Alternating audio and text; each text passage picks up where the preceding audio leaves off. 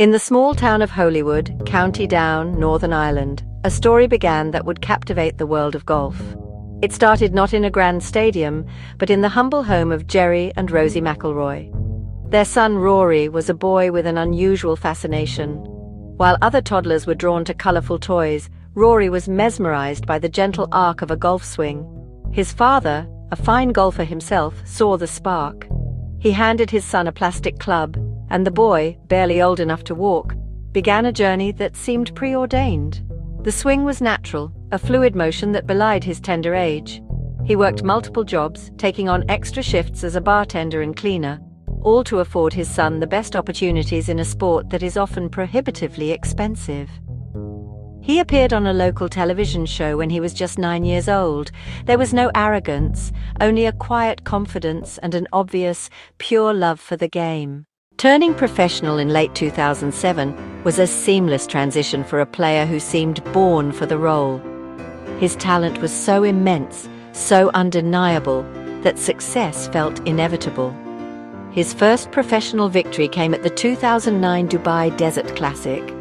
He was just 19 years old, but he played with the poise of a veteran. His performance at the 2010 Quail Championship was nothing short of spectacular.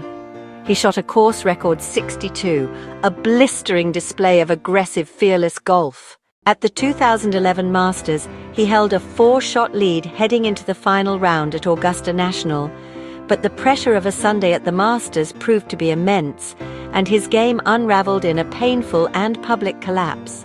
Just 2 months later at the US Open at Congressional Country Club, McIlroy put on one of the most dominant performances in the history of major championship golf.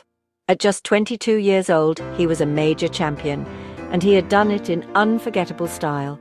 He won the Open Championship at Royal Liverpool, completing the third leg of the career Grand Slam. By the age of 25, he had 4 major championships to his name, a feat accomplished by only 2 other players in the modern era. The weight of expectation, both internal and external, started to grow heavier with each passing year.